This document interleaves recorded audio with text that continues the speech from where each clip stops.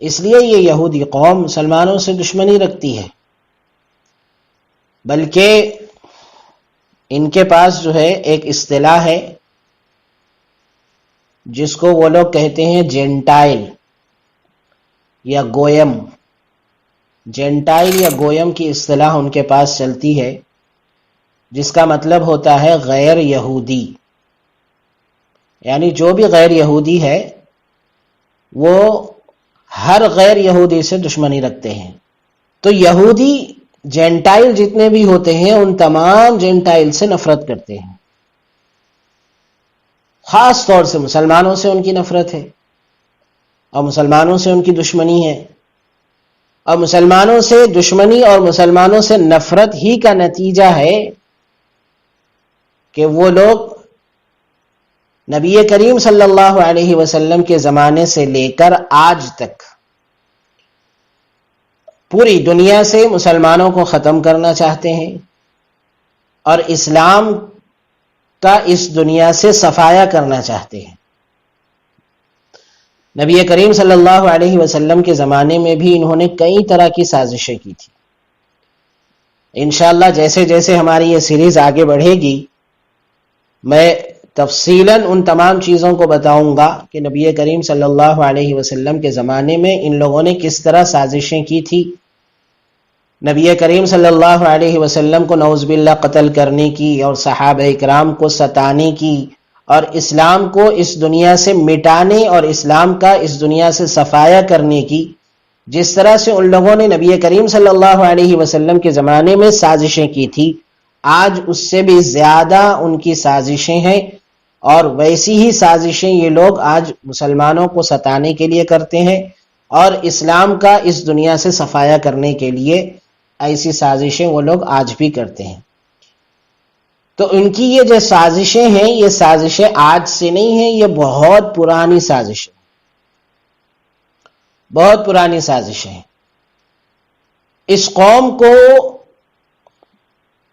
سمجھنا ہے اور اس قوم کی سازشوں کو سمجھنا ہے اور اس قوم کی فتنہ بازیوں کو سمجھنا ہے، اور یہ قوم ہم سے کیا چاہتی ہے، اور یہ قوم ہماری دشمن کیوں ہے،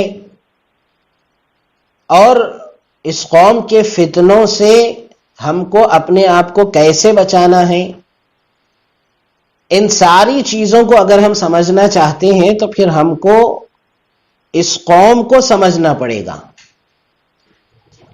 جب ہم ان تمام چیزوں کو تفصیل کے ساتھ میں سمجھیں گے تو پھر ہم کو سمجھ میں آئے گا کہ ہم کو اس قوم کے فتنوں سے اور اس قوم کی سازشوں سے بچنا ہے تو کیا کرنا چاہیے۔ قربان جائیے نبی کریم صلی اللہ علیہ وسلم کی ذات اقدس پر کہ اللہ کے رسول صلی اللہ علیہ وسلم نے 1400 سال پہلے ان کے فتنوں پر سے پردہ اٹھایا، اور امت کو ایسی دعائیں اور ایسی باتیں آپ نے بتائی جس سے ہم ان کے فتنوں سے محفوظ رہ سکتے ہیں، جس پر بالتفصیل انشاءاللہ میں آئندہ کے حلقوں میں بیان کروں گا۔ اور اللہ تبارک و تعالی نے بھی قرآن پاک کے اندر تفصیل کے ساتھ یہودیوں اور بنی اسرائیل کے بارے میں تفصیل کے ساتھ گفتگو فرمائی ہے، جیسا کہ مفسرین فرماتے ہیں کہ اللہ تبارک و تعالی نے قرآن پاک کے اندر تقریباً 20 سوروں میں اللہ نے بنی اسرائیل کا اور یہودیوں کا ذکر کیا ہے۔ بنی اسرائیل اور یہودی یہ کیا ہے، اس کو پہلے سمجھنا چاہیے۔ اصل میں اسرائیل جو ہے،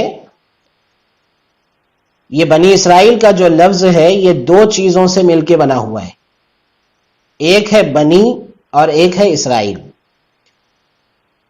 بنی بیٹوں کو کہتے ہیں، اور اسرائیل یہ حضرت یعقوب علیہ السلام کا لقب ہے۔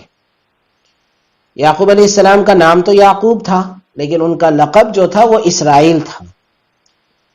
اور قرآن پاک کے اندر اللہ تبارک و تعالی نے خود حضرت یعقوب علیہ السلام کو اسرائیل کہا ہے۔ قرآن پاک کی 2 آیتیں ہیں، ایک آیت ہے سورہ آل عمران کے اندر اور دوسری آیت ہے سورہ مریم کے اندر. ان دو آیتوں میں اللہ تبارک و تعالیٰ نے حضرت یعقوب علیہ السلام کو اسرائیل کہا ہے. کل طعام کان حلا لبنی اسرائیل الا ما حرم اسرائیل علی نفسه من قبل ان تنزل التوراۃ. اللہ تبارک و تعالیٰ نے سورہ آل عمران کے اندر حضرت یعقوب علیہ السلام کو اسرائیل کہا. تو اللہ نے جہاں پر اسرائیل کہا ہے، بعض مفسرین یہ کہتے ہیں کہ اسرائیل کا مطلب وہاں پر حضرت یعقوب نہیں ہے، لیکن اکثر مفسرین، جمہور مفسرین یہ فرماتے ہیں کہ وہاں پر اللہ تعالیٰ نے جہاں پر حضرت اسرائیل کہا ہے تو اسرائیل سے مراد حضرت یعقوب علیہ السلام. تو اسرائیل حضرت یعقوب علیہ السلام کا لقب ہے، جس کے اصل میں یہ جو لفظ ہے اسرائیل، یہ لفظ عربی نہیں ہے، یہ عبرانی لفظ ہے. اور عبرانی میں اسرائیل کے معنی دو بتائے گئے ہیں. ایک معنی اس کے ہیں صفوت اللہ اور ایک معنی ہے عبداللہ. صفوت اللہ، عبداللہ، دو معنی اس کے بتائے گئے. صفوت اللہ کے معنی آتے ہیں وہ بندہ جس کو اللہ تبارک و تعالیٰ نے منتخب کیا ہے، جس کو اللہ تعالیٰ نے سلیکٹ کیا ہے اور جو اللہ تعالیٰ کا پسندیدہ بندہ ہے، اس کو کہتے ہیں صفوت اللہ. اور عبداللہ کہتے ہیں اللہ کے بندے کو، جیسا کہ ہم سب جانتے ہیں. اصل میں یہ جو اختلاف ہے صفوت اللہ کا یا عبداللہ کا، کہ حضرت یعقوب علیہ السلام کا نام جو اسرائیل ہے تو اسرائیل کے دو معنی ہیں، صفوت اللہ اور عبداللہ. یہ جو اختلاف ہوا وہ اسرا کے معنی میں اختلاف ہے. اسرا اس کے معنی بعض لوگوں نے صفوہ کہا ہے اور بعض لوگوں نے عبد کہا ہے. اور اسرا کے بعد میں جو ایل ہے، ایل عبرانی زبان میں اللہ کو کہتے ہیں. ایل کا جو لفظ ہے یہ عبرانی زبان میں اللہ کو کہا جاتا ہے. جیسے حضرت جبرا ایل، حضرت میکا ایل، تو ان کے ناموں میں بھی ایل ہے. تو ایل کے معنی عبرانی زبان میں اللہ ہوتا ہے. اسرا کے معنی کیا ہے؟ تو بعض لوگوں نے اسرا کے معنی صفوہ کہا اور بعض لوگوں نے عبداللہ کہا. تو اس طرح سے حضرت یعقوب علیہ السلام کا جو نام ہے اسرائیل کے معنی ہم جو ہے ایک معنی لے لیتے ہیں عبداللہ، کہ حضرت یعقوب علیہ السلام کا نام اسرائیل تھا، اس کے معنی ہے عبداللہ، اللہ کا بندہ.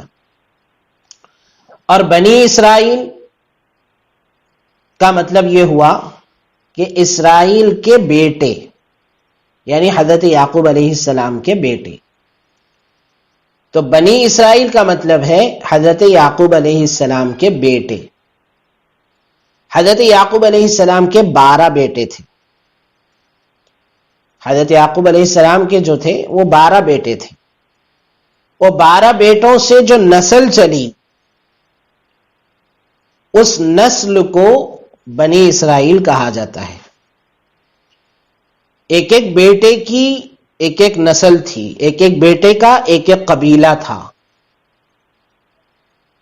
تو ان 12 بیٹوں کی جو نسل چلی ہے اس نسل کو بنی اسرائیل کہا جاتا ہے.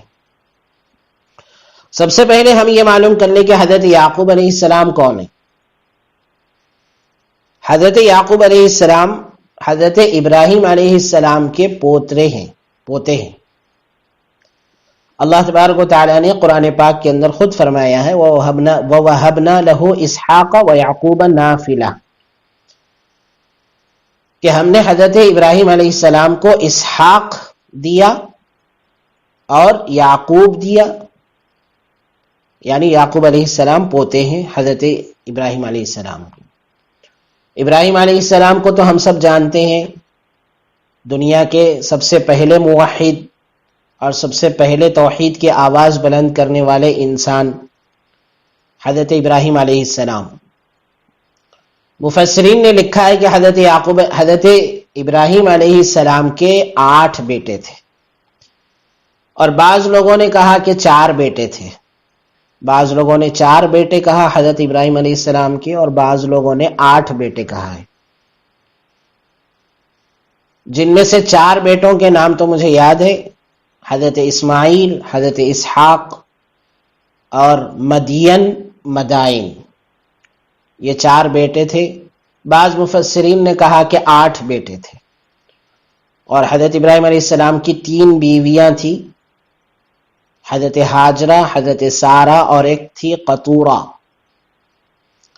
3 بیویوں سے یا تو ان کو 4 بیٹے تھے یا پھر 8 بیٹے تھے، جیسا کہ بعض مفسرین نے کہا ہے۔ ان کے جو دوسرے بیٹے تھے حضرت اسحاق علیہ السلام، حضرت اسحاق علیہ السلام کے 2 بیٹے تھے، حضرت اسحاق علیہ السلام کے 2 بیٹے تھے۔ حضرت اسحاق کے 2 بیٹوں میں پہلے بیٹے کا نام تھا عیس، اور دوسرے بیٹے کا نام تھا یعقوب۔ تو حضرت اسحاق علیہ السلام کے 2 بیٹے ہوئے، ایک عیس اور دوسرے یعقوب، اور یعقوب علیہ السلام کو ہی اسرائیل کہا جاتا ہے۔ اور یعقوب علیہ السلام کے 12 بیٹے تھے۔ ان 12 بیٹوں میں ایک بیٹا حضرت یوسف علیہ السلام ہے، اور حضرت یوسف علیہ السلام کو تو ہم جانتے ہی ہیں کہ بہت بڑے نبی تھے اور بہت اولو العزم پیغمبر تھے، جن کا واقعہ اللہ تبارک و تعالیٰ نے قرآن پاک کے اندر بیان فرمایا ہے، اور پوری ایک سورت اللہ تبارک و تعالیٰ نے حضرت یوسف علیہ السلام کے واقعے کو بیان کرنے کے لیے اتار دی۔ تو ان 12 بیٹوں میں سے ایک بیٹے حضرت یوسف علیہ السلام بھی تھے۔ تو حضرت یعقوب علیہ السلام کے 12 بیٹے تھے، اور ان 12 بیٹوں سے نسل چلی، ایک ایک بیٹے سے ایک ایک قبیلہ بن گیا۔ تو ان 12 بیٹوں سے جو نسلیں چلی ہیں، انہی کو قرآن پاک کے اندر اللہ تبارک و تعالیٰ نے اسباط کہا ہے۔ آپ نے قرآن کی آیتوں میں کبھی پڑھا ہوگا اسباط، قل آمنا باللہ وما انزل الینا وما انزل الی ابراہیم واسماعیل واسحاق ویعقوب والاسباط۔ قرآن پاک کی آیتوں کے اندر جہاں پر بھی اسباط آتا ہے، یہ اسباط کا مطلب ہے حضرت یعقوب علیہ السلام کے 12 بیٹے۔ تو ان کے بعد حضرت یعقوب علیہ السلام کے 12 بیٹوں سے جو نسل چلی، اس نسل کو اسباط کہا جاتا ہے، اور بڑے بڑے خاندان بنے حضرت یعقوب علیہ السلام کے 12 بیٹوں سے۔ رہے حضرت اسماعیل علیہ السلام، جو حضرت ابراہیم علیہ السلام کے پہلے بیٹے تھے، ان کا واقعہ تو ہم سب جانتے ہیں کہ حضرت ابراہیم علیہ السلام نے ان کو مکے کے اندر بسایا تھا، ان کی ماں کے ساتھ حضرت ہاجرہ علیہ السلام، ان کی ماں کے ساتھ ان کو مکے میں بسایا تھا۔ تو حضرت اسماعیل علیہ السلام مکے میں رہتے تھے، اور مکے میں جو ہے وہاں پر حضرت اسماعیل علیہ السلام کی شادی ہوئی تھی، نکاح ہوا تھا بنو جرہم نامی قبیلے کے اندر ان کا نکاح ہوا تھا۔ پہلا نکاح ہوا، حضرت ابراہیم علیہ السلام کو وہ بہو پسند نہیں آئی، ناشکری بہو تھی۔ حضرت ابراہیم علیہ السلام نے اپنے بیٹے کو حکم دیا کہ اس کو طلاق دے دو، دوسری عورت سے شادی ہوئی۔ تو حضرت اسماعیل علیہ السلام کی پھر اولاد جو چلی وہ عرب کے اندر ہی رہی، یعنی مکے کے اندر ہی رہی، اور مکے کے اندر ہی حضرت اسماعیل علیہ السلام کی اولاد چلی۔ اور جتنے بھی مکے کے لوگ بلکہ عرب کے لوگ جو ہیں وہ حضرت اسماعیل علیہ السلام کی اولاد کے اندر آتے ہیں۔ تو حضرت اسماعیل علیہ السلام کی جو اولاد ہے، یہ حضرت اسماعیل کی اولاد میں بعد میں چل کر کوئی نبی نہیں آئے۔ حضرت اسماعیل علیہ السلام نبی تھے، لیکن حضرت اسماعیل علیہ السلام کے بعد میں ان کی اولاد میں کوئی نبی پیدا نہیں ہوا۔ آخر میں حضرت محمد مصطفیٰ صلی اللہ علیہ وسلم حضرت اسماعیل علیہ السلام کی اولاد میں نبی بن کر تشریف لائے۔ تو حضرت اسماعیل کی اولاد میں کوئی نبی نہیں ہے سوائے حضرت محمد صلی اللہ علیہ وسلم کے۔ حضرت اسحاق علیہ السلام، جیسے میں نے بتایا کہ ان کی اولاد میں 2 بیٹے تھے، عیس اور یعقوب۔ عیس اور یعقوب میں حضرت یعقوب علیہ السلام نبی بنے۔ اس کے بعد حضرت یعقوب علیہ السلام کے 12 بیٹے تھے، ان 12 بیٹوں کے اندر حضرت یوسف علیہ السلام نبی بنے، باقی 11 بیٹے نبی نہیں بنے۔ لیکن پھر انہی سے نسل چلی۔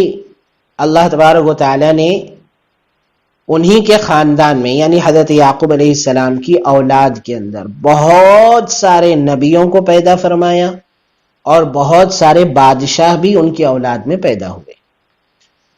قرآن پاک کے اندر اللہ تبارک و تعالیٰ نے اس کو بیان بھی کیا ہے، وَإِذْ قَالَ مُوسَى لِقَوْمِهِ يَا قَوْمِ اذْكُرُوا نِعْمَةَ اللَّهِ عَلَيْكُمْ إِذْ جَعَلَ فِيكُمْ أَنْبِيَاءَ وَجَعَلَكُمْ مُلُوكًا۔